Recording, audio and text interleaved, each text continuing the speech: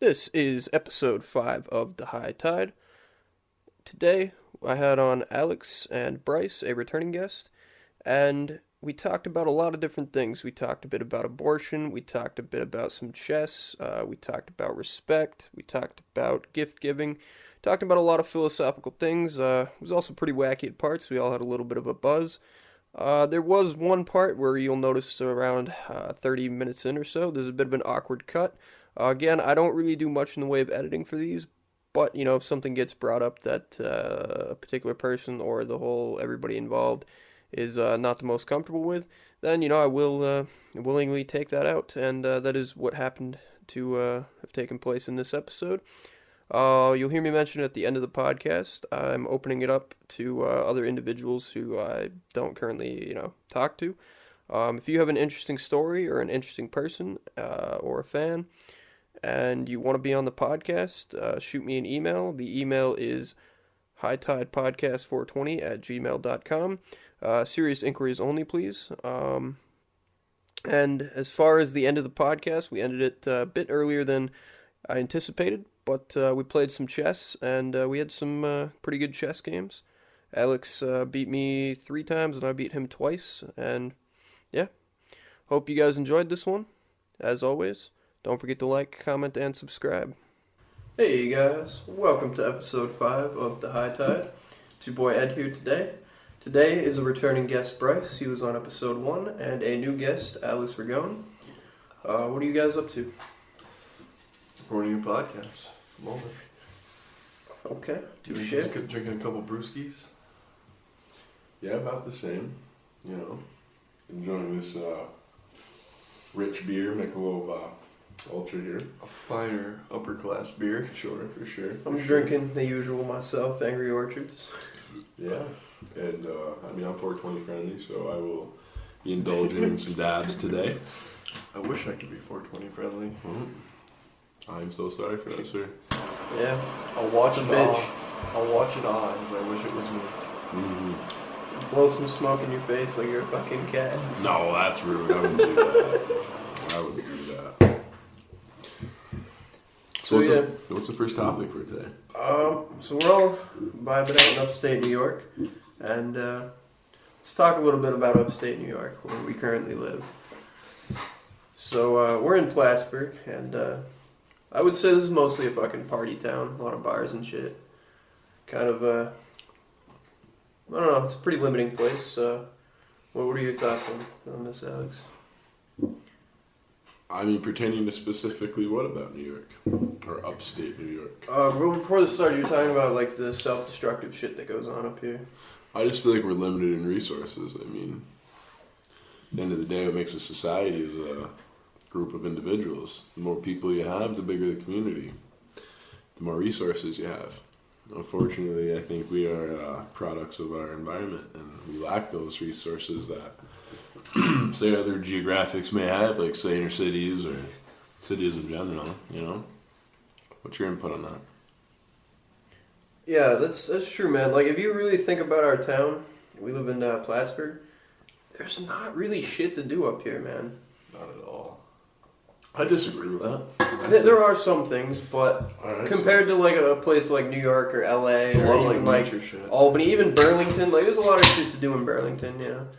There's just not much going on here.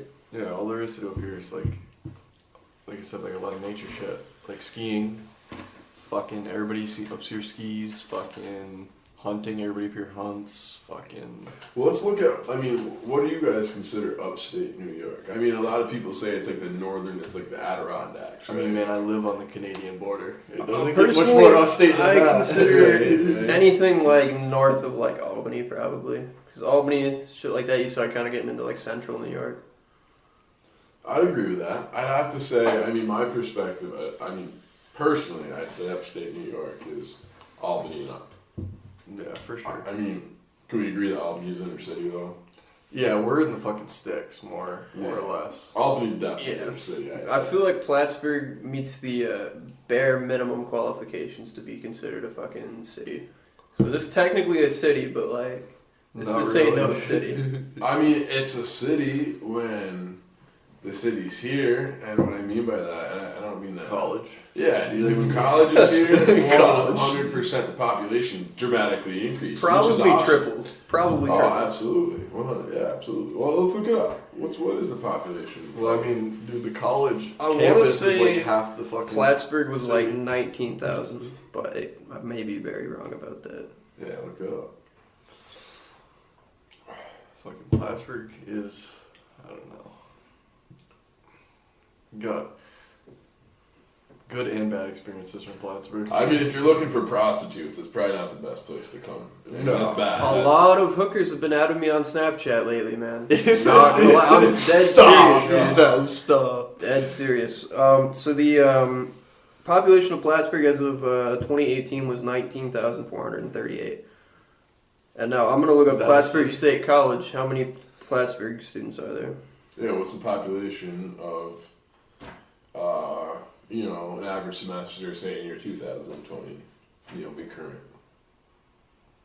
recording at least. So I just looked up the number of Plattsburgh State students. It says 5,704. So that's literally a third, 45%. about a third of the. Well, closer to 25%. Yeah. Of the fucking town. Yeah. That's So- ridiculous. Think about Yeah. that, man. The town grows by 25%. Now that when is college part of the is such a- reason I think we got especially fucked with COVID, because when they canceled college early and everybody was like dipping out, businesses up here rely and expect college students to be around for X amount of time, and then you take that away. That double fucked us on top of the normal economic implications, and the Canadian border's been closed. We rely heavily on that shit. Oh, I'd have to say financially, yeah, we got screwed Have you been to the sincerely. mall? I have recently. Yeah. Dude, it's fucked, man. There's like 3 stores in it now. It's not even a mall. It's like a There's little, 2 like- stores in our food court.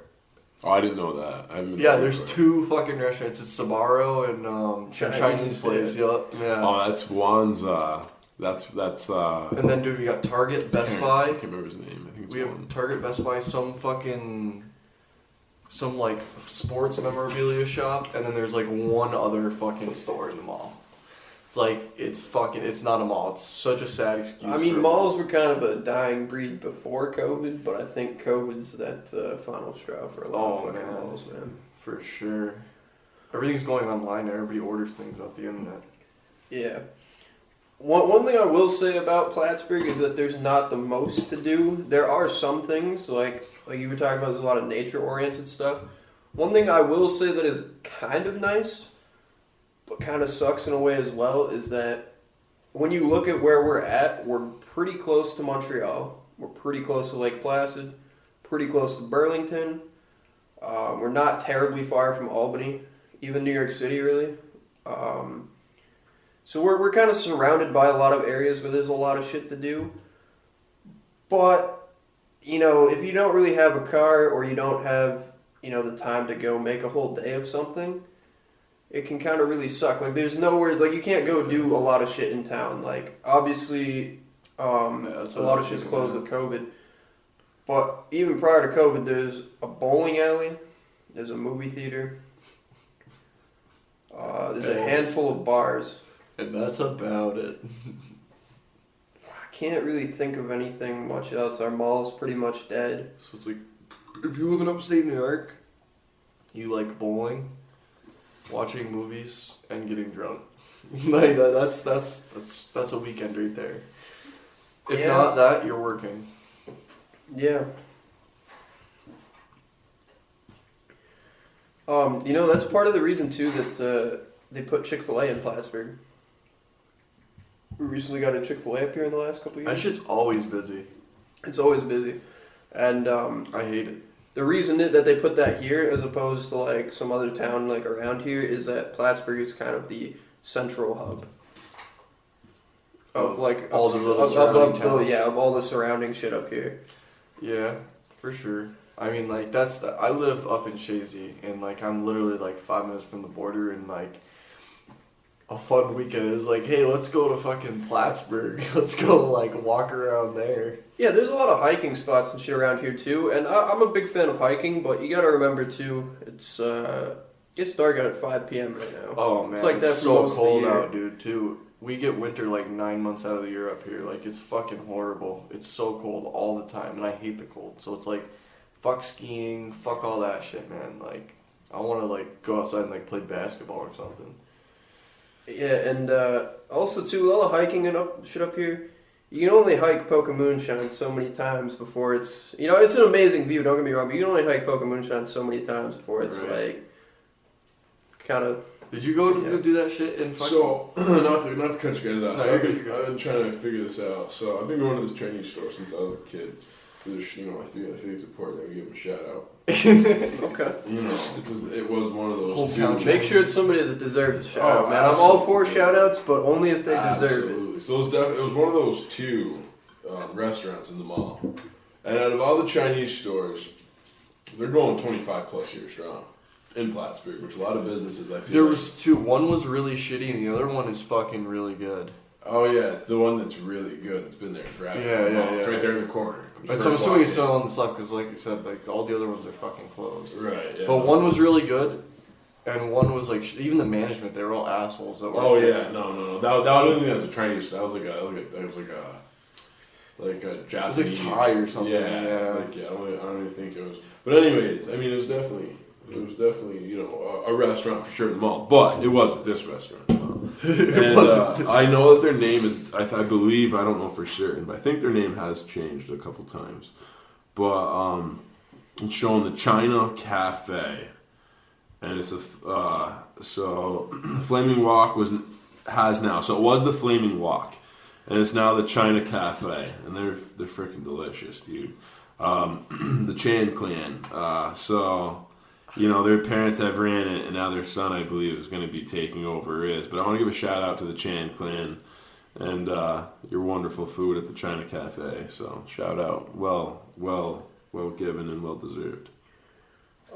Speaking of shout outs too, man, I actually mentioned you on a previous episode of the podcast. It might have been episode 4. And I think it was me and my buddy Tristan, we were talking about some chess, and you got a nice chessboard being made for you, man. Well, I don't know the specifics behind it, but it's definitely a childhood friend of mine, that's been vibing out with, making... You want to give him a shout out? Yeah, certainly, dude. Well, I asked him recently, I saw that he was making a chess piece, and it wasn't for me, so to say. I think it was just... perfecting his craft. And I saw some of the posts on his Facebook, and I absolutely fell in love with this chess piece. It's something I enjoy doing. It's, good to pass the time. And I just respect, local work, man. It's something I really enjoy and like. And I saw that he was making a chess pieces, I believe it was out of marble. And, so he said it's going to take some time, but when he's done with it, I told him I was very much interested in making a purchase, and I'd like to buy it. So he told me it's going to take some time, but he's definitely cool with it. And that shout out would go to Mr. Brandon Timmons from Peru. So shout out to you, Mr. Timmons. Hell yeah, man.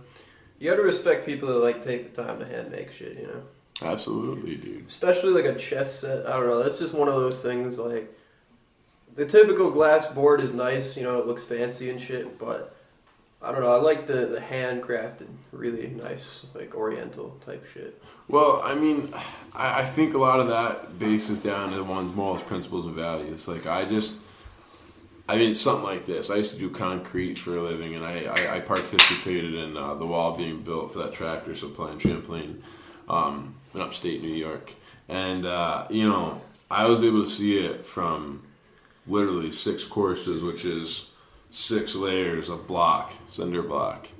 So the wall was probably maybe 4.5, 5 feet tall when I first started. And they're probably actually closer to 6.5, 7 feet. It wasn't that big. It was honestly, no, I'd say when I started, it was probably less than 6 courses. It was probably 3 or 4 feet tall total. And dude, I got to see it go to 3 stories high. That was awesome. And every day it was you bust your hump, but you sit back and stare at something that was literally from a piece of material, so to say, to now being a freaking structure, dude. It was awesome. I fucking loved it, And so I think that's the same concept of local. Anyone can go buy something and use it, or put it on display and stare at it. But when that's someone that you grew up with, or someone that you know, or just someone from your town, or we'll say a geographic location that is special to you, and it's like, I mean, that's what mementos are, dude. It's got face value, dude. And it means something to you. So I just find it more meaningful and has a lot more, valid purpose than just anything that's, we'll say, made in a huge amount. That's, Yeah, I feel like people don't take enough pride in like the shit they make nowadays. Well, it's what's a fancy word I'm looking for? It's in mass produce. It's like mass production. Yeah, mass production. It's the same thing over and over and over and over again. That type of work is so bad for so human mentality. And it's just it's not stimulating at all. Every day. Like, we're talking about how you're talking about building up that wall and shit. There's certain things, man. Like you look at that, you can see that, and you can show that, and you see it, being built. Mass producing, man. If you're just working on, say, an assembly line, or even say McDonald's or something. Most of that shit's cheap. Not interrupt you. No, you're good. All right. But yeah. So, you're just kind of monotonously doing the same thing all the time, and you're not really seeing any, finished product or anything. And, you can look at a car and be like, oh, I work on those cars, but it's chances are, you don't have, a specific thing that you worked on in that particular car, you know what I mean? Yeah, it was one little piece of it. For sure. And that's part of the reason I like writing, man, because it's you look at that, it's I'm 120 pages into my book, nothing crazy yet, but you look at that, man, and it's that at one point in time was a blank document with nothing on it. Excuse me. Then it became a sentence, then a paragraph, then a chapter, and now it's starting to become a book, man. That's what's up, though. You know what? We've all heard some of your story. Yeah. You read it to us, and I gotta give it to you, man. You're what? How old are you? I'm 20, about to be 21 in a couple of weeks. And how many of you listening knew that? You are... I think I've said my age prior. I'm not sure, though. All right, touche. This is my first time. It's more like how many 21-year-olds are in the process of writing a book right now. Well, let's not brag. Because there's Right. many 21-year-olds that have... There's there's a large portion of young Asian women that have been writing books on their fucking cell phones and making millions of dollars. That's a pretty big trend right now. You know what? Shout out to you guys. Shout out for that hard work and dedication. Hell yeah. For sure. Absolutely.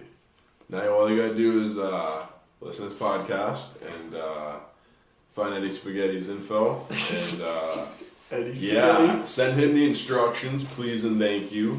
I'm sure he'll have the instructions. With payment, he will write your book. When's the last time you read the instructions when you had to build something? Well, if it has to do with the finance of millions of dollars sitting at home on my phone, I will read every last word. Promise. Okay. Absolutely. If it was putting a desk together from IKEA, I probably wouldn't, but millions of dollars is a little bit different. Just a little bit, though. No, that's just a small loan. Yeah, right?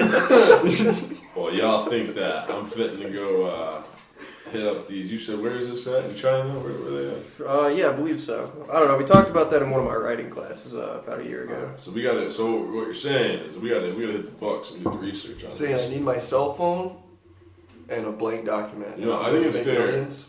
I'm sorry. Go ahead. I apologize for interrupting you. Go ahead.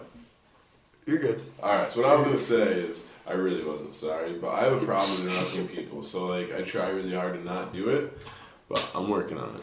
And I mean, I can't be sorry for something I'm working on. Anyways, honesty is a virtue, I feel. But for sure. Absolutely. So I just feel like it's necessary to take time to listen to others. I just want to say that. Yeah, not enough people listen to actually listen. They listen to reply, man. And that shit, I don't know. You're not fully absorbing the information the other person is relaying to you. And that makes that's part of what polarizes the nation and shit like that, is you're not willing to actually listen to what people say. Mm. You're just all you see is if you're a straight conservative and you hear a liberal talking, all you see is just a liberal yakking away. You don't honestly hear some of their points. And me, I agree with things on both sides. I guess I would say I'm more I'm centered, maybe left-leaning, but I can definitely pick out things that I agree with and disagree with on either side. Yeah, people just focus on the bigger picture. and not the minute details that support the bigger picture. And like you said, people listen to replies, so like they take the things that they want to hear and they twist them to, like for politics, for example, like people twist the main points to use them against, the bigger picture, because they like see the bigger picture for what they, like you were saying it the other day, like people speak, how did you phrase it? People speak what they want it to be rather than what it truly is.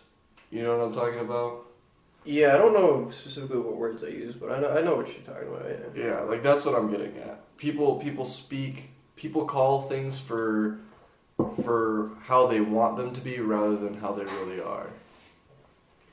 Yeah, people are also very narrow-minded sometimes. They're like, they'll say like, I don't know, for example, like if you take like a particular like bill or something, they'll be like the overarching bill is about this.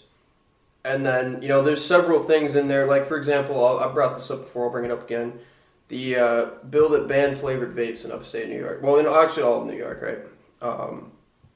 This was passed inside a coronavirus bill. And it was the type of thing where it's like, you were pretty much like the fucking devil if you, like, disagreed with this coronavirus bill. But, like, I'm sure there was people that disagreed with that. And, like, they're not able to voice that. Like, kind of what you're talking about, it's all about, like, the big picture. I don't know. It's just, like, people will be like, this goes towards my agenda. Even if there's, like, things in here that I don't like, it goes towards my overall agenda, big picture. So I have to agree with it. And it's kind of just, like, blind following and shit, Like, there's not enough free thinkers. For sure, man. For sure. That was deep. I appreciate that. Respect. For sure. I like to go deep, It's too much surface level bullshit, Bro, there's too much deceit, lies, bullshit, man. I feel like a lot of people speak, I don't want to say bullshit, but they tell a story they want you to hear, as opposed to what you need to hear, or what is actually the 100% full of truth. Yeah, man, I respect that a lot more. People that, like, tell you what you want to hear, like, fuck that, man. Like, if you're going to hurt somebody's feelings, like, fuck that. If that's what they need to hear, like, that's what they need to hear. Dude, fuck yeah. And that's my purpose for being on here. See, I don't like deceitful people. I don't like individuals who are unauthentic and honest themselves and those that they choose to interact with. Like for instance, so I went to Walmart and I was looking into getting a few devices, cell phones, we'll say, for 2 children, ages 9 and 10, and myself. And, the salesman was good, dude. Got me. And it hurts, dude. It hurts my heart. Played you? Dude, I don't know, man. I'm very confident he would tell me he did me a favor. I'm very confident he would say that. And maybe in some way he did. I don't know. I don't want to be the bearer of the bad news. But again, I can't speak on something I don't know. And I don't know what his intentions were. Maybe they were just on making a buck. And maybe they were genuinely, he wanted to help me. Well, I don't think he makes, like, what is it, like what? Commission? Yeah, commission. I don't think he would make a commission off something like that. Well, I mean, it is sales. Yeah, absolutely. I mean, 100% make sales on it. Our commission. Like, I don't know if they look at it like retail or like they would look at it, like a car dealership. Well, what it is a third party. So. Yeah, explain the situation fully for those. Yeah, exactly. All right. So, well, first let's talk about what these providers are. So what they are is they're essentially a third party, we'll say sales organization, right? And their inventory that they sell, providing customers with is 2 things. It's a service, which you get to pick either Verizon or AT&T, hence why they're a third party, because they're a third party organization that provides the service of another company, hence Verizon and AT&T. And they also provide their inventory of the cell phone. And I mean, they've got different deals with, different phones and different various plans and such forth. So I go in there. Now mind you, I was using a prepaid straight talk. For those who are unfamiliar with that, just Google straight talk and you can find those details out. But I was unsatisfied with their service. Not that they have a bad service, but I just was unsatisfied with it. And maybe I'll comment about that later. But what I didn't like was the fact that I had a shitty phone with a wonderful service, so to say. So I wanted a better phone, and What were you rocking before? ooh, must I tell? All right. So do you want the type of phone, or do you want the condition of the phone? Just the type. Both bad. Moving on. Anyways, yeah, not that type of phone. Like the old Galaxy. I think it was the Galaxy 7 Pro. Like it wasn't. I don't even want to say Galaxy. You're like a Samsung. Man, I have an S8 and she's still fucking chooching hard. Okay, it might. Okay, so all right. I don't. Okay, maybe okay. Maybe I am. Being a little insecure here. Yeah. So it was probably about that same phone. But my condition was, it was one of those phones that, you got to wear a Band-Aid to swipe the old finger across the screen. So, yeah, it wasn't safe, and it definitely wasn't effective, and it was just, my phone, maybe not your phone, even though it's the same one. Well, I take care of it like it's a child. Ooh, all right, yeah. Well, unfortunately, I got it pre-owned. Condition was already in terrible... excuse my P's and Q's, but it was a piece of shit. But hey, I was in a predicament that allowed me to get a free phone. Shout out to my roommate at the time, CJ Clyde Holland, CJ. He's a good dude. He's a wonderful dude, man. Renaissance hero, buddy. I'd love to have him on sometime. You think he would do a podcast? Absolutely. Yeah. He'd love to. Anyways, well, he helped a brother out. I look at he was an ex-roommate, but he's a brother. It's family for sure, dude. And he looked out for the kid. I had some trials and tribulations that I had to endure over this year and last year, but stemming from my experiences last year, I came back to Plattsburgh, we'll say, and he looked out for me, helped me out a lot financially and physically. One of those was that beautiful phone that he gave me. Shout out for the phone, but brother, that phone is now, it's been retired, we'll say. But it did the trick, dude. I was able to call and do what I got to do, but delivering for Giuseppe's here in Plattsburgh, wonderful New York, I wasn't able to use my GPS. Didn't have the bells and the whistles, man. It was your basic, call, and eventually they'll be able to hear you when you're talking, and you'll be able to hear them. Might have to call about 5-6 times, but it does work eventually. So I wanted a phone that subtracted the eventually part. I wanted a phone that worked. I got a phone I love. I got the Galaxy A51. It came out this year. I don't want to brag, but anyways, for all you iPhone lovers. Fuck iPhone, man. I don't want to be that guy, but he said it. Fuck iPhone. He said it again. I used to have every iPhone, man. The second I got a fucking Samsung, man, I'll never go back to iPhone ever again. Right. Never go back to iPhone. I've never really owned an Apple product. I've heard mixed reviews. I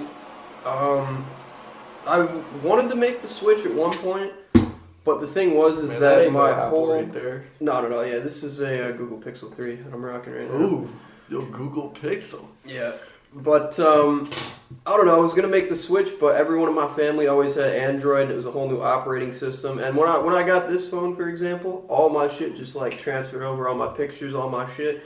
If I were to switch to an iPhone, I'd lose a lot of my shit that's on my phone. Fuck the cloud. The cloud is just an excuse for them to steal your shit.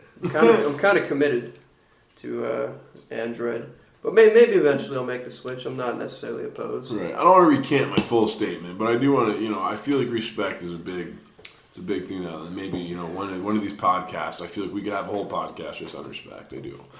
But I feel like I was a little, rude when I started talking poorly about iPhone users. You know, It's not the user, it's the phone. Yeah, it's the phone. So, like, but if you appreciate that horrible Yeah, phone, and you're man. at peace with that horrible phone. I respect your terrible decision, but I do respect it. Yeah. But yeah, so, yeah, we're definitely throwing shots. But it's all love, I promise. It's all love. But to the iPhone user, seriously though, man, you know, if you're at peace with it, dude, that's cool. That's definitely a beautiful thing. I mean, let's face it, I had a Galaxy. It's a lot more user-friendly. They are more user-friendly. But what does that sure. mean, user-friendly? What does that I mean, it's just that they're easier to use. They're more simple, but at the end of the day, like, I've had so many more pros with my fucking Samsung. Like, I think, like you know, for example, people use a con with a Samsung, like, oh, like I look at it as a pro, like getting fucking free music. did you say condom? No, pros and cons. Oh, Like good okay, and bad. okay. The good and bad. All right, I was about to say I didn't know how that went with Apple iPhones. I was just confused. That's I couldn't tell you. no, it's just really good. Don't believe in those. Yeah. 20 kids later, you know what I'm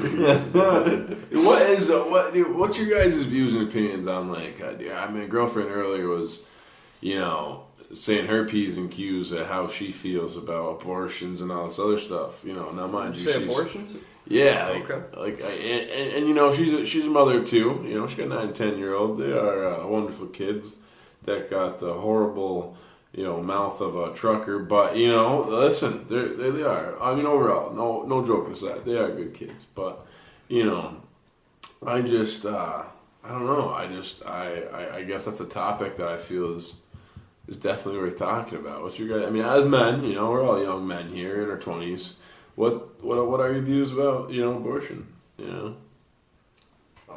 I mean, I don't have a vagina, so Touche. I couldn't really tell you my opinion about. Like, I believe in woman's choice for sure. Like, I'm not gonna say no abortions or whatever, but like again, I don't have a vagina, so I couldn't tell you about getting a fucking tube shoved up there and having Do you that have shit kids? sucked out. No, I don't have any kids. Homeboy's 19. Yeah, I definitely don't have no kids, man. Again, that's again we got to recant the statement. Rewind. I said we're all in our 20s. I forgot we're the young buck. Shout out to the 19-year-old young buck. I'm here living, wildin', not smoking pot. Wish I was, but it's okay. But okay. Test for that shit too. Yeah, man, that's a kind positive of a that I whole found out of this too, is because I don't have to worry about going to piss dirty. I can apply anywhere and not have to worry about, oh, they're gonna piss test me or not. Because that is a benefit that I have found for sure. Because I don't have to worry about that. Where I used to be like, fuck, man, you know, like I want to go to apply and get a good job. Because like, do you know where I work? I don't. I work at Price Chopper in Champlain, and I make minimum wage, and it sucks ass, and it's like $11.75 or something. And I mean, it is what it is. The cool part is everybody that fucking works there smokes tons of weed, and like nobody gives a fuck, and you get away with shit. But the whole thing is, well, now I'm at a point now where I'm getting ready to move out of my hometown and get away from that whole situation. But again, now I'm clean, I piss clean, so like I don't have to worry when I apply somewhere about taking a piss test. So I can apply to, you know, a more upper level job and not have to worry about it. There was a lot of backlash. I don't know if you guys watch. I know you guys dabble in Joe Rogan a little bit, and I don't know if you guys saw the one with Elon Musk. But Elon Musk smoked a joint with good old Joe Rogan here. Hurt his stocks. And yeah, that hurt his stocks really bad. And also, there was a lot of outrage because, and granted, Elon Musk isn't some stoner. He's obviously like a fucking genius. He's made like $90 billion this year alone. Wow. Right? During a global pandemic. Yeah, during a global pandemic. But regardless, he smoked some weed with Joe Rogan. And weed stays in your system for 30 days, man. His employees, he drug tests all of his employees that are working on SpaceX and Tesla and all this shit. So it's like if his employee went on a Joe Rogan podcast and sparked up a joint, they would fail their drug test and not be allowed to do their job anymore. So there's a lot of controversy. Exactly, man. And Call him right out. With the politics and the controversy, like what I duly respect, because there's got to be, obviously, you know, being that Joe Rogan is literally the most paid, you know, podcaster in the world. He put podcasting on the map, I think, to be honest. I mean, I really don't know, to be honest with you, but what I do know is he's the individual that definitely made me interested in listening, as an audience of podcasting and wanting to learn the fundamentals about it, because like once I started realizing what this individual's net worth was, which I don't have those exact figures, but it was. Well, he's involved in a lot of other shit, but he definitely he made a lot of money off of TV, comedy. Sure. And I don't think he gets paid for his UFC. He doesn't, man. His initial contract he signed a contract that stated that he would commentate UFC fights as long as him and his friends got free tickets and free beer. That's all he wanted was free beer and free tickets, and he would commentate UFC. Yeah. He's a kick-ass commentator, though. Hey, dude, it's so good, man. So good. He's so non-biased, but at the same point in time, there's so much emotion and like intelligence with. He's friends with a lot of the fighters. Exactly. Like he knows what's going on. Well, I mean, to an extent, it's like I think he just has an ability to. He's a world champion in Taekwondo.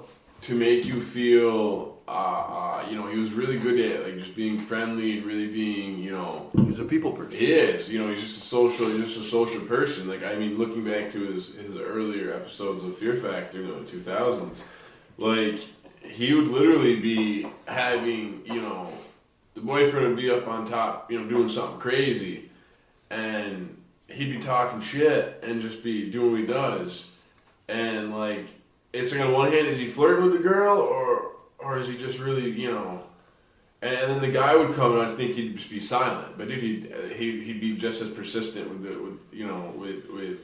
his rudeness or he'd just engage, and like I was just like blown away by that. Like, is that sarcasm? Is that?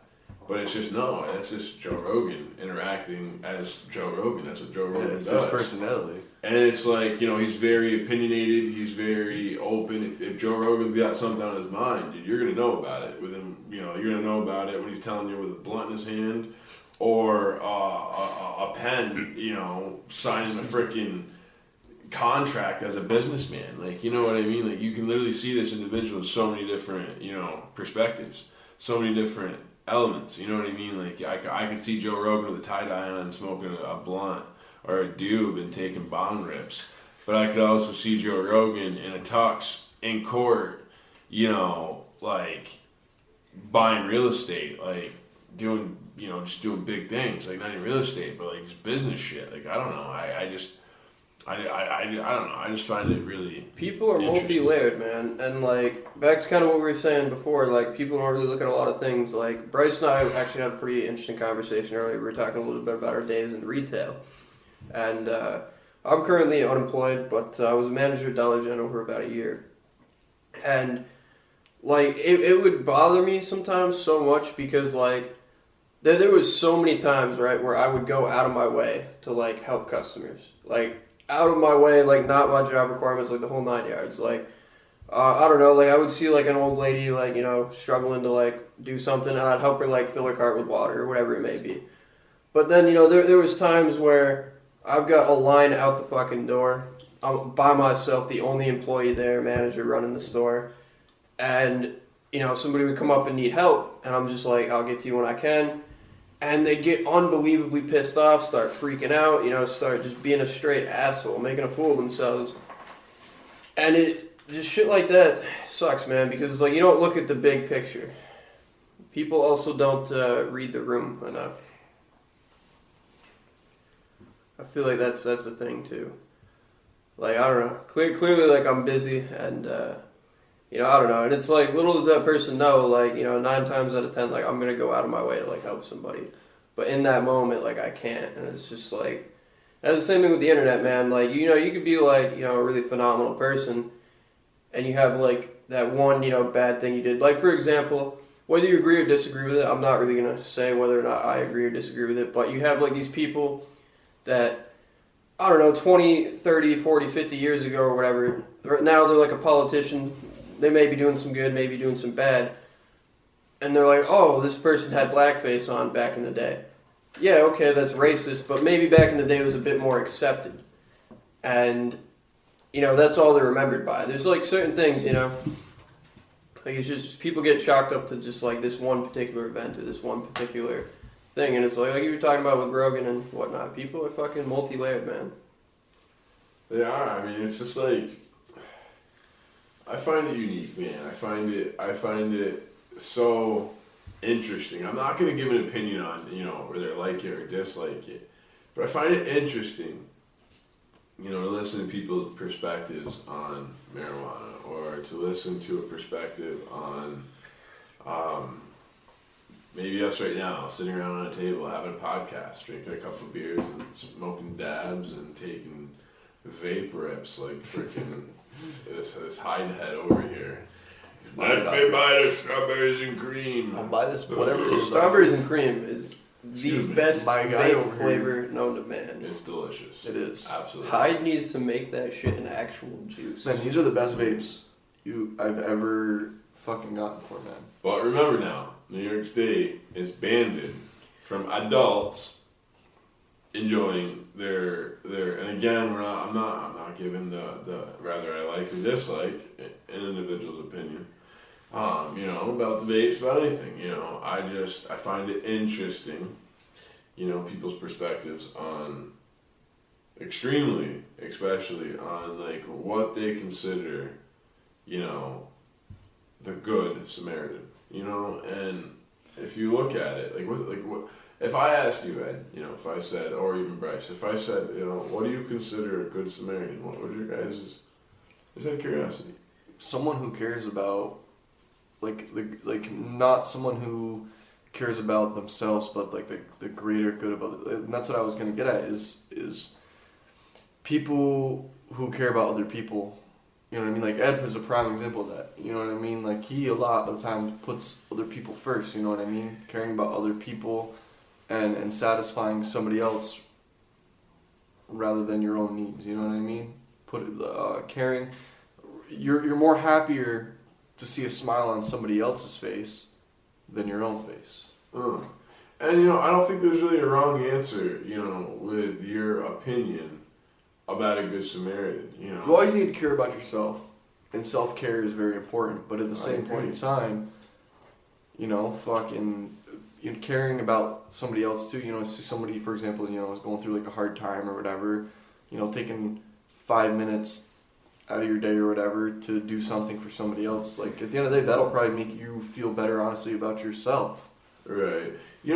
And so what was your feedback on that? What's your feedback on a good Samaritan? So for me, I think a good Samaritan is somebody that always does what they believe is right, even when that may be illegal or may not be part of the popular opinion. If you consistently doing what you believe is right, I think you're a good Samaritan. But you also have to be not afraid to admit when, you're wrong, So you're not always right. You may be acting in a way because you believe you're right. And if you find out, I was wrong, just don't be afraid to admit that. That's kind of what I think a good Samaritan is. So like integrity, kind of, if you're an individual that not only displays, but genuinely, not only at times, but, I feel your understanding was an individual that really, really experiences and truly lives integrity would be a good Samaritan. Yeah. Okay. And again, no wrong or right answer. But my perspective on a good Samaritan would be an individual that definitely displays integrity. And I wouldn't say that doesn't make mistakes. I think mistakes. Right. So I'd say a good Samaritan makes mistakes, but I'd say a good Samaritan is an individual that learns from those mistakes, and then chooses to build on the power of refinement. And what I mean by that is an individual that sees, hey, I messed up here, and now I'm going to apply myself to learning my mistake, learning where I went wrong, and applying myself to never doing that again. I'd have to say that definitely displays, a good Samaritan. And I also feel a good Samaritan is somebody who is genuine, is real, but strives. I'm not going to say is perfect, but strives to be a good person. Rather that's taking a shower every day. Something as simple as a healthy diet, maybe. I'd have to say a good Samaritan. If I had to sum it up, I'd say a good Samaritan is someone that strives to live righteously. Word. For sure, definitely, man. And of course there's a bunch of gray area. There's a ton of room for gray area. People like to make shit black and white, and almost nothing ever really is. Well, I disagree with that. I disagree with that in a lot of ways because, let's face it, right? Let's look at something. And I think I'm pretty sure Joe Rogan actually had a podcast about this, and it had to do. I think he had I don't know if it was a psychologist or I forget the individual's name, but he was definitely in the medical field, rather that be the psychology field with a mental, professional perspective of the mental. We'll say like the psychic measurement of an individual's mental capacity, dealing with different disorders or different mental disorders or different whatever that may be, or an individual that has to deal with the science of the human anatomy. So I'm not sure relatively which one he professed in, we'll say. But this individual, he had like a theory on. Honestly, I think he was actually like a professor that had to deal with the brain, I believe. Don't quote. Was it one that we watched the other day? It was. That was Gad's head. I think it might have been. And he discussed homeo. I like that guy. Yeah, it was like a homeo. What was the actual? Can you give a little bit of insight? Yeah, so he was talking about homeostasis. And he kind of tied that to an individual level, and then he tied that to like a societal level. And he was kind of getting at like the homeostasis of society, and its current state is kind of out of whack.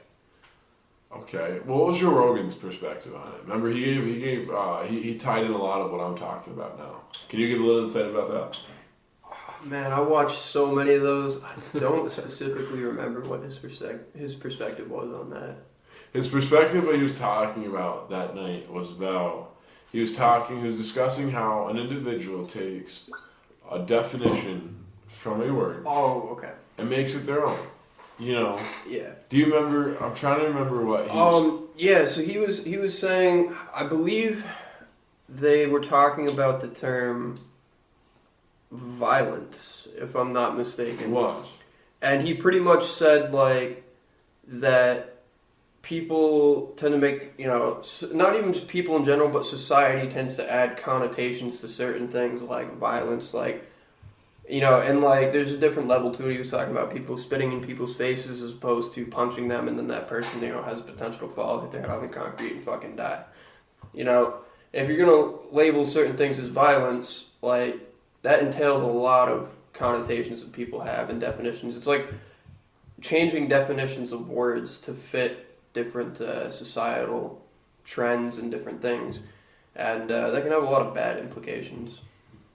Yeah, I mean, it ties into a lot of what we're discussing, and it's perspective on an individual's, insight, how people look at things, feelings. It deals with a whole bunch of stuff. We could really branch off in this in a lot of different ways, but I just feel there's a lot more research needed to really be entailed before we make an ultimate decision or opinion on what we just talked about. So I don't know. I think that's definitely maybe something that we could bring back to the next podcast if I'm able to indulge and be well invited. Cheers to that, boys. Cheers to that. For sure. To the next podcast. Yeah, it's the podcast has been up and down thus far. Yeah, how is that? I mean, this is my first podcast, but what number podcast would this be? So this is 5, kind of. Kind of. So I guess do you want the long version of this little story here? Well, I mean, dude, I think there's only like one version, really. Yeah. So there's a short version and a long version. The long version is, I essentially kind of discovered podcasts. I think the first ever podcast I really watched was Joe Rogan, Elon Musk. I was like, oh, this is kind of interesting. Watched a few podcasts here and there. I now watch a few other ones as well. I like Lex Friedman. He's a guest on Rogan frequently, but he has his own podcast that's really good. And I dabble. I watched a few psychology podcasts. I had a law class where I had to listen to legal podcasts that were really, really interesting, actually. So I've dabbled in that, and I kind of decided with Bryce and my buddy Preston I wanted to make a podcast. We had a podcast called the Hightide. Audio quality was horrible. This was a while ago, yeah. This is years ago. Audio quality was kind of horrible. There was Years a lot in the of making. struggles. Preston was kind of one of those people. Excuse me. He's just a really go with the flow guy, and you know, we've been having some deep philosophical conversation here. I feel like. And we would try to get deep in a conversation with him, and Like you were saying earlier, he would just be integrity. like, you know, I don't know, he'd just be like, oh yeah, I agree with what you said, and it just didn't really make for the best conversation. We had it kind of channeled to topics. We tried doing an episode all about zombies, and one that was all about stories that we've had.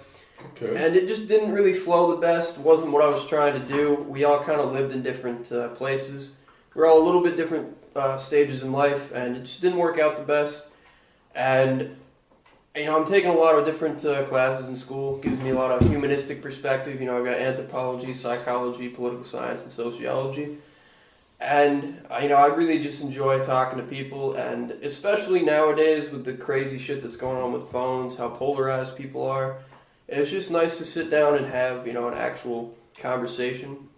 Well, that kind of brings me in you know, entailing with my purpose of even really wanting to be here. You know, I find therapy and having a conversation. You know, genuinely, you know, with my friends, getting together and just talking about daily life, like daily events, daily stuff that has to do with, you know, that affects me or affects them. You know, and I think that it's important to kind of, I guess, you know, identify why, you know, why you want to make a podcast. You know, I think Joe Rogan is an individual that just naturally, just, you know, he's so, you know, unique with grabbing an individual's attention. He's very unique at gaining an audience, you know, and I think that shows and proves with his career, you know, previously as a host on Fear Factor, you know, with his UFC, you know, he just genuinely, he's an interesting dude. He's an interesting, you know, person. And not only that, I think he makes you feel comfortable enough to open up, I guess, you know, in a conversation. I think that's definitely important too.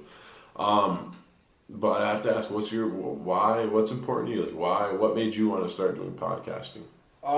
Yeah, so I'll get to that. So, you know, I took a lot of the humanistic perspective. I enjoy talking to people. And like what you were saying, you know, engaging people and just not being on the phones. And part of the reason you said you wanted to be here, it's just, that's all part of the upsides of it. And, you know, I don't know, I've met a lot of interesting people over the days, and I've gotten a lot of enjoyment out of podcasts, and, you know, maybe I can provide some of that enjoyment to other people. That's peace. And, you know, like I said, I just know a lot of interesting people, and I like to get pretty deep into some philosophical conversations and whatnot. As far as the ups and downs I've had so far with this podcast is the first episode, Bryce and I did it. We actually ended up re-recording it. The first one we did was kind of not that great. And, you know, I've had quite a few people, you know, end up not doing a podcast, or, you know, like I've had people ghost on me completely, like that were like hype as fuck to be on the podcast. Right. And, you know, you're going to have that for sure. Just working out schedules with people. And then I had one that, when I got my new computer, it was like a new file type. And it took me like, the last episode took me like 4 days straight to like upload. Oh, wow. And it was a whole process. I'm getting better at like editing. I don't really edit too much with these. You know, it's just getting in on the craft, and just, that's why I'm not really super hardly promoting this just yet. I was talking to him about that earlier. But it's just honing the craft and kind of the art and ebb and flow of conversation, and, you know, just finding how exactly I want to structure every episode and whatnot. Sure. I think it's cool to, you know, kind of give that insight to individuals listening, because, like, you know, not only are you giving them an understanding of why you podcast, but you're also maybe going to interest an individual who has the same, thought process or at least interest, that you have with, say, like, maybe technical stuff. Maybe he wants to learn about how to edit and how to, maybe it's not podcasting, maybe it's, I don't know, making beats or instrumentals, maybe it's something like that. And maybe this podcast can kind of give somebody the spark or the interest or idea that, hey, maybe I can do this.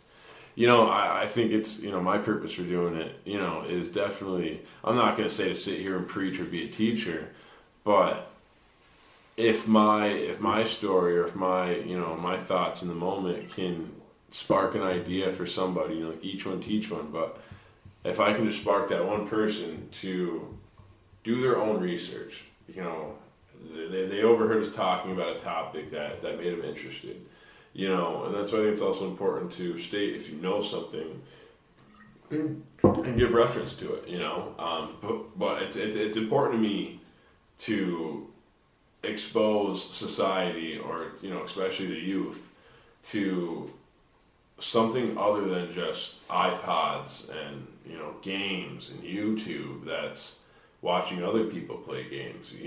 I'm very concerned about the youth today, just like probably our elders were concerned about our generation. It's just, I feel like the internet has really polluted, our youth. And I don't know if I really want to get into full detail with that, but, I know they're on the internet, and I know this is where the podcasts are going to be displayed, is on the internet. So I feel like my intentions or my goal and hope for these podcasts is to spark a younger individual to engaging more in conversation, even if that's, I don't know, something other than just, I guess, the normal use, it doesn't necessarily have to be entirely educational or entirely, perfect, but at least something different that can hopefully be healthy. Obviously, our audience knows that we're drinking beers and taking dabs, and, you may not be a person that supports that. And you know what? I'm not saying alcohol is good, and I know that a lot of bad has been, a direct result of alcohol. What I can say is I'm not an alcoholic, and I can say that I don't drink every day, do it once in a blue moon. And, I just felt that this was, I don't have to work today or tomorrow. And, as an individual who doesn't suffer from alcoholism, and that can have a functioning lifestyle, and, I do indulge every now and then, but I'm not gonna, say that this is not something that can cause self-destruction, because it certainly can. So if you are an individual that maybe has, I don't know, addictive personalities or whatever, maybe it's not the best thing to do. But what I can say for those listening that don't believe in alcohol and don't believe in, marijuana, what I can say is that if you keep listening, there's going to be a lot more, conversation and topics that may interest you. And, there may be some things that we say that you don't know about. And, I really hope that sparks you to do your own research and look into it. Thanks. No, yeah, that's definitely a good thing to encourage. You mentioned being out of work. Y'all want to talk about why we're out of work and whatnot? You want to start, Bryce? The real reason we're here tonight. So an individual that we know, we won't drop any names, but well, you can drop my name. Well, I mean, obviously they know you're involved, and they know Alex is involved, but I'll give them the full story, though. So pretty much, don't mention the other person. This individual, Plattsburgh State student, decided to not refrain from partying, not follow the basic guidelines of COVID. Well, he ended up testing positive. Well, and I had seen him about handful of days before. He tested positive on like it's Friday or Thursday. He told me on a Saturday, and that he tested positive on a Friday. I had been with him earlier in that week, and I'm pretty sure he had ripped my vape. Yeah. Ooh, so, and then again, I was with him. I'm sure you were with him more than I was, because I live kind of far away, and I don't have really a way to get to Plattsburgh consistently. So we kind of all ended up being in contact with somebody who was at least exposed to COVID. We're all waiting on results back from a COVID test. So, I mean, maybe it isn't a good thing to, not... It's not that we're not quarantining, but, continuously expose ourselves. However, because of this kid... Yeah, we've all been quarantining, and y'all are both out of work, right? Yeah, and so back to the out of work part of it. So, yeah, that's why we're both out of work. Me and Alex is because of, fears of potentially being sick with COVID. However, yeah... I don't know about you at least, but me, I know that I've been begged by my boss on multiple occasions to pretty much throw quarantine out the window and come to work, and they've tried to find excuses for me to use to come back to work. And real quick, I just want to throw this out there because I know I also displayed where I work at. I do work at a So did I. Right. I work. So let's really quickly just state this. Just for those that may. Notice that we aren't going to work right now, and we're staying away from work for a reason. Sure. Yeah, we're all chilling together because we have all chilled together in the days prior to. So it's like if we have it, we fucking have it. Yeah, prior to us quarantining, so we all decided to get together at our own risk here. Nobody else is here. It's just us. We're doing our best to not expose other individuals, and. I was really upset with the fact that this man, I just kind of texted him and said, "How are you doing?" pretty much, and he was like, "Oh, not bad. I tested positive for COVID yesterday, this and that," and I'm just like, "Whoa, you weren't intending to tell me? Like, fuck, man." And so now, I was like, kind of shit. Like, I, had chilled with y'all recently. I had chilled with several other people, and so I instantly let everybody know, Even people I had been in contact with, a week and a half prior, I let everybody know what was up. And me and you, Alex, we went and got tested together. For sure. Yeah. So I mean, we when we travel, let's say, even currently, like so today, we all three live different locations, residence wise. But as far as quarantining, the most we're doing is with a mask on, traveling in our own vehicles, from our residence to Eddie Spaghetti's, and Yeah, I've been home and Eddie Spaghetti's. Right. Ever since I found out about potential, first thing I did, text work, got out of work, went and got tested the day after, and the only people I've been in contact with since that potential exposure is Ed and you, which again, maybe isn't the right thing to do, but at the same time, we've all been exposed at the same level. And we're all knowingly, chilling at our own risk. We're not going to a bar or, a classroom or a fucking job and exposing other people. We're all potentially exposed. None of us have tested positive yet. We're waiting our results. Sure. And I just want to also state this, too. Back to my place of employment. I work at Giuseppe's, dopest pizzeria in Plattsburgh. And it is. That's not just an opinion. It is. But back to that. The other employees at my job have been tested. Test results have came back negative. Unfortunately, mine have not came back in yet, so I'm the only one that is being isolated. My interaction with Eddie was while I was out of work for 3 days. So I was out of work for 3 days. I interacted with him literally the day before my return back to work. Was when I was supposed to go back. So I was able to get notice from Eddie prior to me going back to work. Thank God, because even though I don't have the results back, and I know I'm not symptomatic currently right now, there's still, I guess, a slim chance as a third-party person that I could possibly have it, because I was exposed to, our friend here, Eddie, that, did have direct contact with an individual who tested positive. So I just want that to be known, because we do deal with food and we have customers, and I don't want any of them to be concerned. Same, man. I work in retail at a grocery store, so I'm the same kind of deal. Obviously not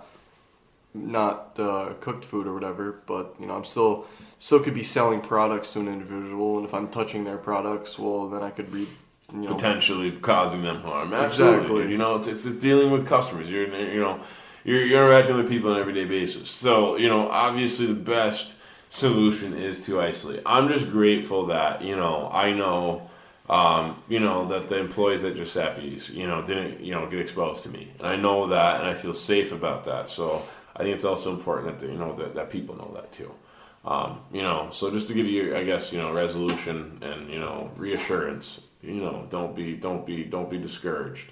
You call Giuseppe's and order the best food in town. All right, I'm just letting You ain't know. gonna get COVID. You ain't gonna get COVID, and you're gonna get the best food in the world. Back to the best food in the world. It's phenomenal. I have to shout out. I know we have I think Plattsburgh, dude. We literally, can you figure Like 10 pizza shops. Yeah, there is a bunch of, and A again, lot of bars, a lot of pizza pizzerias. shops. Because that's Right? what goes best We have with being we drunk. have Pizza? Domino's, Little Caesars, Pizza Hut, Giuseppe's, Pizza Bono, Dino's. Dino's, Yeah, yeah. Armito's, This plate, Bazzano's, Bazzano's. You got Armando's. Sabaro. Yeah, I said that. Yep, Sbarro. Okay, you got, what about the one up on by 22? Pasquale's is pretty close. Dude. Pasquale's, you can count. That's like That's, Peru, we're at but- 10. What's the other one right there? It's literally right off 22 by We got a Bucks. Little Caesars now too. Yeah, what about the one by Bucks? You said that one already. But the one over by Bucks. Uh, Big Sal's. Yep, Big Sal's. It's All all right. pizza up here. Hobbies. Pizza Hut. Hobie's. Yep, we already said Pizza Hut. Hobbies, yeah. I mean, I think they get the picture. That's a fucking lot of pizza. Yeah, shops. compared to like Dude. 2 Chinese buffets and like Well, if you actually think about it, there's quite a bit of like Chinese we have like a spots, too. steakhouse or two. Yeah, there's a lot of restaurants and like different shit. But that's part of what I was talking about. What our location is. It's So like a back good to the spot. volume. See, there's a bunch of pizzerias, right? Fair enough. Well, Again, guess we're a bar what? town. There's only 2 that got the best dough in the world, all right? That's Dino's and that is us. But first and foremost, that is us. And that is I don't think I've ever had Dino's. Giuseppe's. I'm just letting y'all know. Giuseppe's, come check it out. You want some delicious food, delicious pizza, delicious everything. We got the pastas, we got the calzones, the strombolis. Come check us out. The wings are pretty good too. For sure. This whole COVID situation, man, has played out a bit different than I thought it might. And I think this is something kind of important to give a little bit of insight on. I don't know, there's a lot of people who believe it's fake, a lot of different things. Regardless of what you think on it, we talked about the situation that we find ourselves in. Me, I think I handled it pretty well. I instantly reached out to a lot of people. It kind of was like, I'm not going to necessarily compare it to this, but it's almost in a way like, you got a fucking STD and you got to call up all your exes, Like, it was just that type of thing where it was just like a really awkward thing to have to do, man. And, I expected a lot of people to handle it all right, but I thought a lot of people were going to, be like, treat it like a modern day witch hunt. Like, like I was a Salem witch or like I was a fucking communist back in the day, Like, I thought a lot of people were going to be like, oh, what the fuck, like, fuck you, like, or whatever, just be like, oh, you're dirty, this and that, you know what I mean? Yeah, I mean, dude, you look at it, right? I mean, I can't really speak on anybody else, but I think it's fair enough to say. I'm just gonna say on how I see it, right? And like, really, knowledge is power, right? So if there's something you don't know about, and this is again back to how an individual takes something on their perspective, when they make it, it's almost like society, or at least some individuals make something into I'm not gonna say nothing, but they just make their own reality a fact.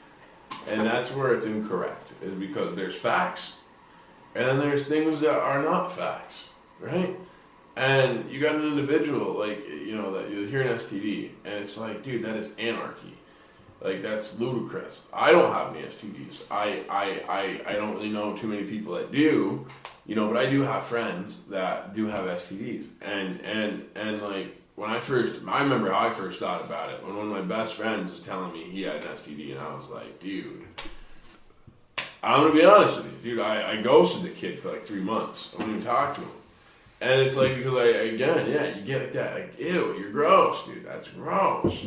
And you know what I mean? Like, God, like, what? And then, like, dude, like, and I mean, I'll be honest with you, if I, like, I mean, I'm in a relationship, and I'm faithful to my girlfriend, I don't cheat on her. But if I was in a relationship, and I was single, right, and I knew a girl had an STD, do you think I would give her a time? And she could be an amazing person. But I'll be honest with you, I don't know if I'd give her the time of day. Actually, I'm going to be honest with you. I think it's good to be blunt and good to be honest. I would not even fucking talk to her. And you know what? Maybe I'm wrong for that. And again, maybe this can spark me into doing some research and looking into this. Yeah, I don't know. But like, I mean, what's your guys' opinion on that? If like, let's be honest. You're talking to her, dude, she's banging, right? This girl is smoking hot. You're at the restaurant, you guys are chefing up, chilling, but then your boy's sitting next to you and he's like, yo, bro, that girl got an STD. I mean, it depends really, like, you know, like how you're looking at the situation. Like, if obviously, you know, if you're talking about hooking up with this chick or looking, you know, potentially into a relationship or something like that, yeah, obviously, fuck giving her the time of the day. Not to sound like an asshole, but I'm not gonna put myself in a position where I have to worry about something catching something that could potentially be permanent and harmful, right? Exactly. It affects your health, right? However, am I gonna say that I won't be there, or be her friend, or, you know, be nice to her or whatever, or judge her, or ghost her? Exactly. You know, maybe not do that kind of shit. But at the same point in time, you know, I'll be your friend, but don't expect me to hook up or, you know, like pursue something with you. Because I don't have to worry about that with my boys. But you know what I'm saying? And that's why I try to put it in perspective, because like I'm heterosexual. I'm definitely not, you know. I like women 1,000%. You know what I'm saying? And it's like I try to put myself in a predicament, you know, in a situation, and I put myself maybe in a bar stool or at a bar, or, you know, in a restaurant or somewhere where I would, you know, take a girl out on a first date, you know, and I stop and I try to imagine, and I know, babe, you're gonna hate me if you hear this, but, you know, I'm being honest, I love you. And, you know, I put myself in a situation where I'm in this establishment where this gorgeous, beautiful, you know, woman, right?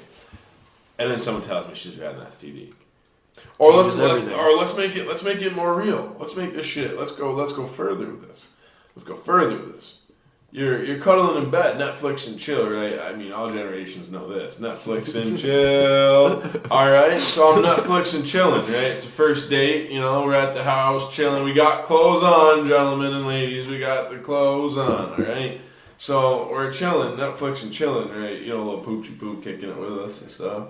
And you know what it is, dude. Girls coming over to Netflix and chill, Jack. What time is it? What's gonna happen? Inevitably. It's playtime, all right? Let's be honest. It's playtime. You know, the natural human anatomy is you know, got a scratch and it's got to be itch. You know what I'm saying? And so let's play this out. So I'm in the living room, chilling, you know, Netflix and chilling with this hot babe. We're cuddling on the couch. You know what I'm saying? And then she hits me with the okie doke. Now, mind you, she's been whispering, you know, lovey-doveys in the ear dirty all secrets night. in your ear. You know what I'm saying? Getting, you know, the arousal is up in the air. You know what I'm saying? And then she hits me with, oh, by the way, I've got herpes. What are you doing? Get the fuck out. I'm gonna tell you what I'm doing, Jack. I'm gonna just fall asleep. That's what I'm doing. I'm gonna fall asleep. Hit him with the get the fuck out. Because again, remember this is a girl. You know what I'm saying? This is like the babe, bro. This is like the one. This was the one that you were like, you know, okay, maybe she's too bad and bougie for the relationship, but this is the one where it's Netflix and chill. Remember, we got the aroma in the air. You know what I'm saying? We want to execute that shit. That's that one. Well, that's when it comes down to, like, is the risk, or is what's the fucking saying, man? Is the risk worth the reward? I mean, as long as is the reward worth the risk? You know what I mean? Is getting that nasty fucking bougie bitch putang, is that worth fucking waking up with a bump on your dick? That hurts? Remember, you said you'd be friends with the person. You just got rid of it. Yeah, I'd be friends. You just said like that nasty. You were very derogatory. I'm just saying. I would be friends with her, but I would make it very clear. But now she's nasty though. So she don't want to be. She ain't gonna want to be friends with you. You just called her nasty. I'm saying she's not nasty. I'm saying nasty and freak in the bedroom. That's that complexion. You know, you hear someone got an STD, now they're nasty. Now they're No, I didn't mean it like that. I meant they're nasty in the bedroom. I didn't mean nasty as a person. This scene from a very, very I know a couple clean bitches who have STDs. The Wolf of Wall Street. To an extent. We all seen The Wolf of Wall Street, right? Of course. You've seen that? I have.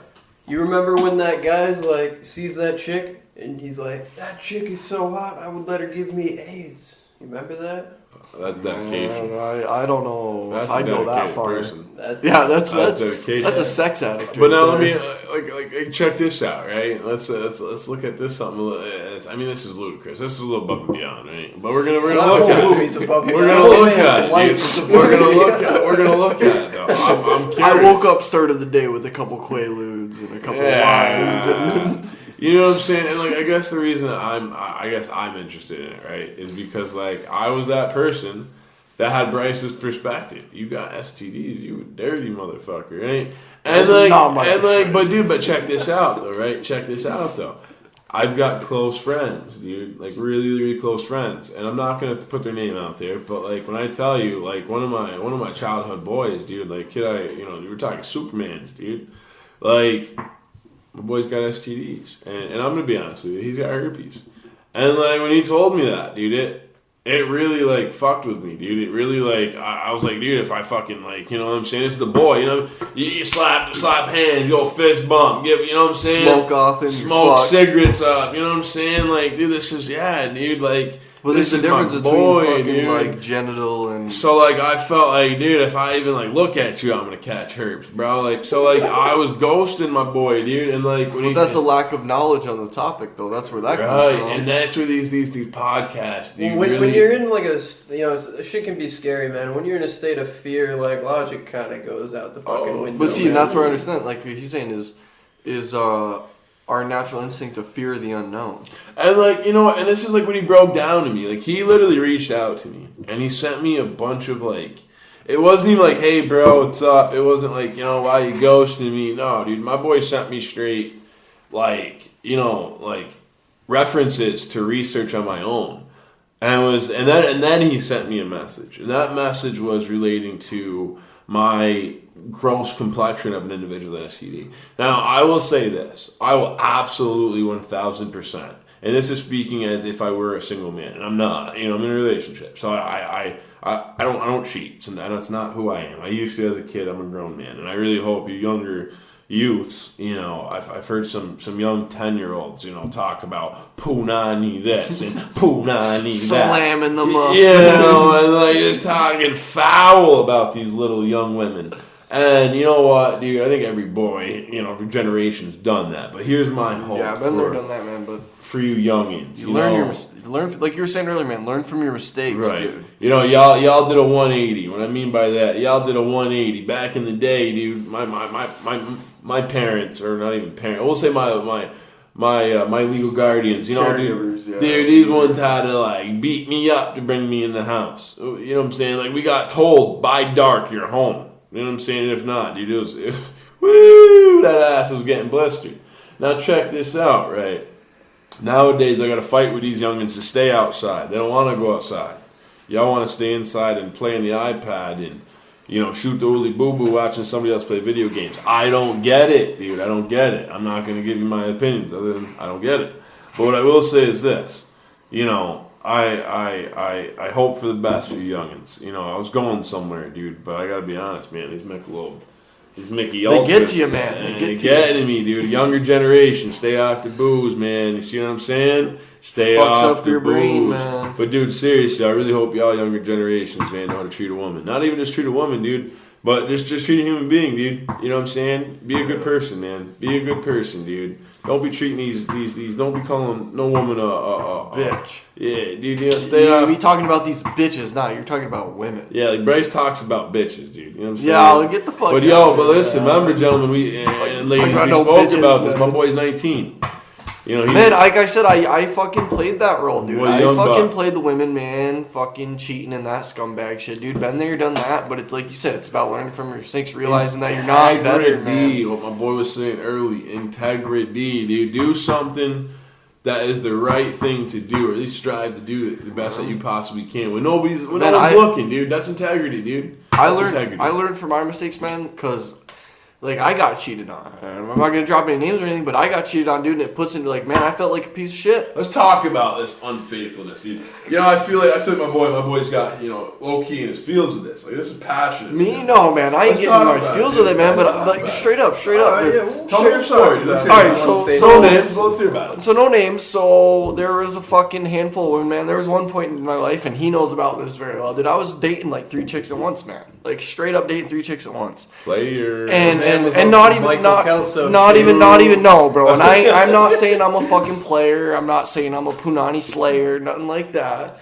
But I'm just saying that, you know, I was fucking being a fucking scumbag, dude. I was fucking, dabbling in multiple women and living that life, dude, and then finally fucking I got serious with one, and then fucking she fucking did what I was doing You to all left these the other good one for the bad. and I did. You made that classic. I left the good one for the bad one, man. And you want to know what? The bad one fucking stabbed me in the back, dude. And well, you did say she's the bad one, so she was a little baddie, but you know what, man? It wasn't worth it, dude. It wasn't worth it. So what's the lesson? Like, well, the lesson learned was, man, fucking that if the sex is really good and the emotional part of the relationship sucks ass, get out. Get the fuck out, man. Because guess what? When it's emotionally really good, that's really hard to find. It's not really hard to find good sex.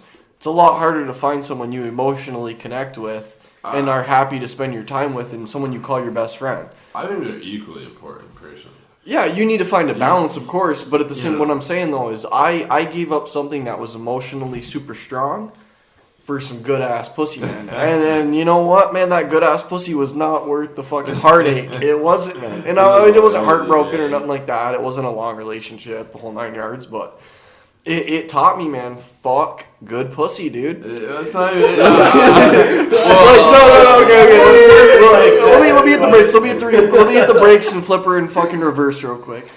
Not necessarily fuck the good pussy, but fuck dropping the good emotional shit for that pussy, that's a little bit better. It's not worth that. You know what I mean? That's clear. I agree with that. It ain't, you know what I mean? It's a little more clear. She sucks your dick a little, 10% better, so let's cut her off. You know what I mean? Like, that ain't worth it, man. That ain't worth it. That ain't worth it. And that's the lesson I learned, man. And since then, dude, I haven't cheated. I haven't done any of that scumbag shit. So it's not all just about the sex. It's not, exactly. And it used to be just all about the sex, and I realized... I'm going to blow your guys' minds. I'm going to bring this conversation back full circle. We're talking about homeostasis in the individual. Oh, society. Shit. Oh, shit. There's got to be homeostasis within the relationship, man. There's got to be a fucking balance. Yeah, man, dude. There should always be a constant shift in the power balance. Like one day... I don't want to say necessarily you're in control, but you know what I mean. One day, the other person needs you more than you need them. Well, then the very next day, fucking they need you more than you need them. Or if I fuck that up, you get what I'm saying. Shouldn't need each other at all. I think you. Of course, exactly. But that's what I'm getting at. I phrased it wrong. You're right. Everybody should be independent. Relationship doesn't need their partner. Exactly. There should always be that independence. But you get what I'm saying. One day you want that person more than they want you, and the next day they want you more than you want them. There should always be that constant shift in a power balance. You know what I mean? So I think this was definitely beneficial for sure. Therapeutic on communication. We had some decent topics, some good feedback from the three gents around the table. You know what I'm saying? But like right now, I'm really digging a game of chess. I'm really digging the game of chess. All right. So I think we've got a lot. You're not allowed to talk this game. It's a silent game. See, gentlemen, ladies and gents. You talk too much when we're the playing. Fear of the fear of the shit talk begins. We were about to play a game of chess, but we're gonna pump the brakes real quick. Because check this out, though. You know what? You know how silly it is. Because you know what? There's an art behind how I'm horrible at chess now, ladies and gents here. But I want to. I was gonna say. Winning, that's not what I've heard. I want you to hear the power. I want you to understand this because I feel this is, and again, this is my reason. This is with all sports. This is my competition. Reason. My reason for podcasting. It's so valid, dude. How extreme and how serious this is. You can influence somebody to play horribly bad at chess.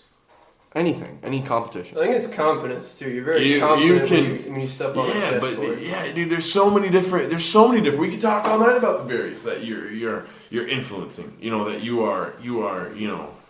But like I can just by knocking on a table, let me in when I'm playing chess. Not only is it a distraction, but it literally gives me the keys to having a W in a chess game. Think about that. Somebody like me, or anyone, can hop on this podcast and talk about anything they choose to do. And I promise you, that's going to influence, at least hopefully, one person. And I hope it's for the the benefit of something good, not just winning a chess game. I just, it's something silly, but I want to point that out.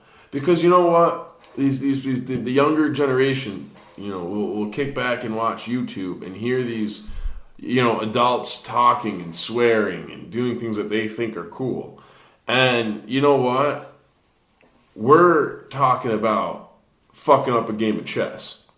And I hope I can influence one person to hop on this game of chess or go play a game of chess. And if I do, I hope you hop on a podcast and shout me out. Again, that's Alex Ragone, shout out, you know what I'm saying? I hope you do. And I hope you say, you know what, you're right.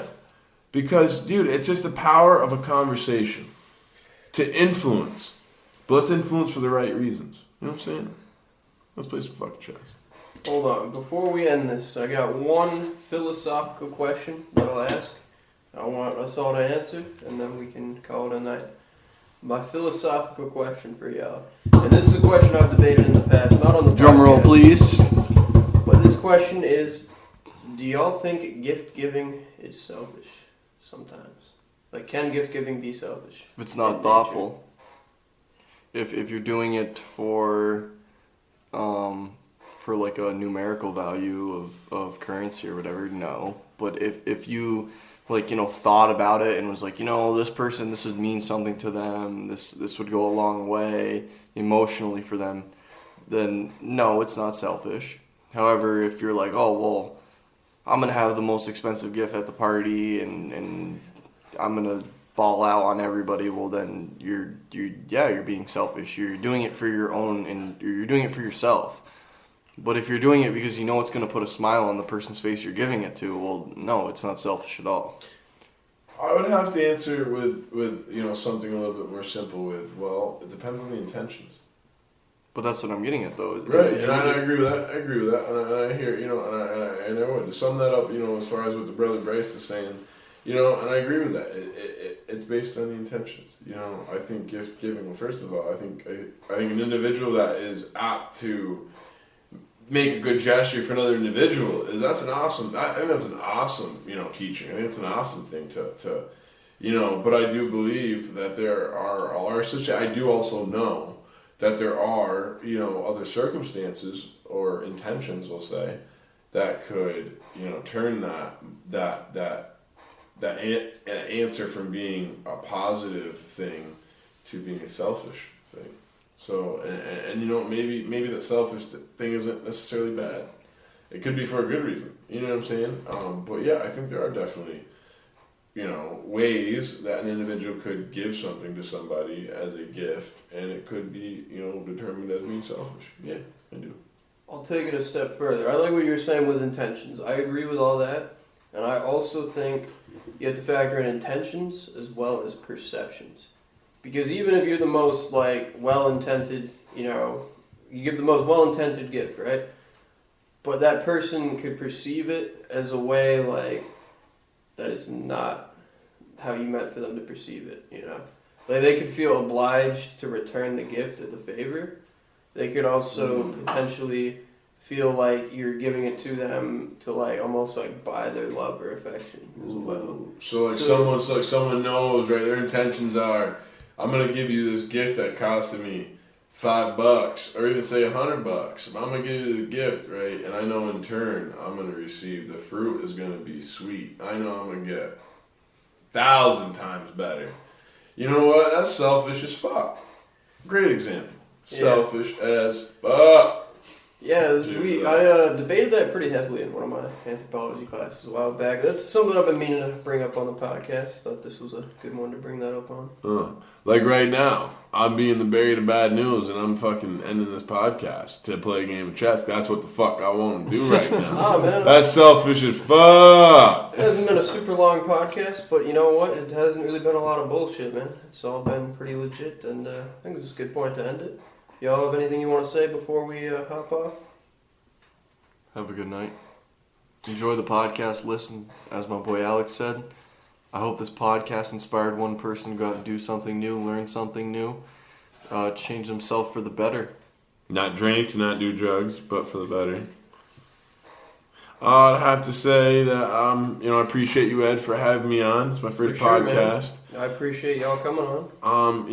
And I'm definitely interested in this. I call it a culture. I think this is a way of life. Podcasting, is definitely new to me, and I'm interested to kind of see where it goes.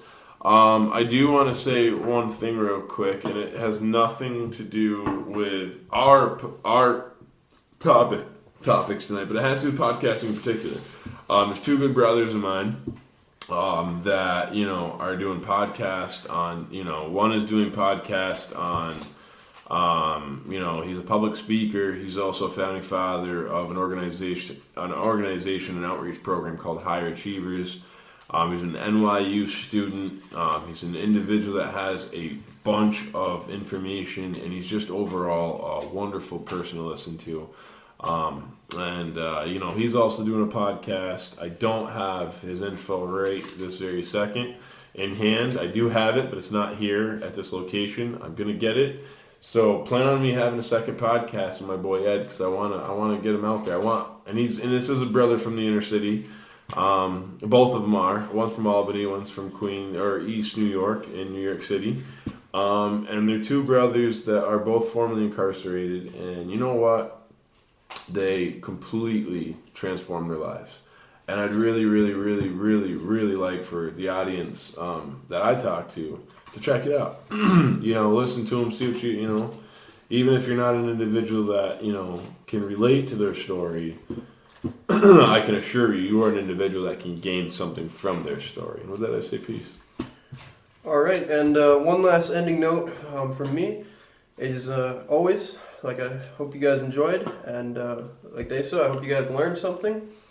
And also opening up the podcast to other viewers as well. And if you guys want to be on the podcast or know somebody that's got an interesting story, shoot me an email. The email is hightidepodcast420@gmail.com.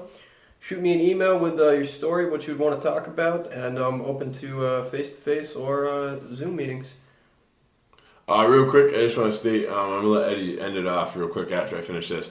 So the two brothers that I was talking about their podcast, I didn't really state this, but I talked a little bit about one of them. The second one, his podcast is, he talks about his life story, and he's very inspiring, I feel, and he also has a lot of great, different things he discusses, but he also gives, information on how to actually start your own podcast. I think that's really cool too. And I just want to state this that I didn't state last time. Briefly, I'm not giving the information of these two individuals right now because I don't have it with me, and I do apologize. But expect me again to have a second podcast with Mr. Eddie Spaghetti, and I will certainly make sure that I not only give them a shout out, but I make sure that the audience has their information. For sure. Thank you. And like I said, don't be afraid to shoot me an email. And thank you guys for coming on. Hope everybody enjoyed. Have a good one, y'all.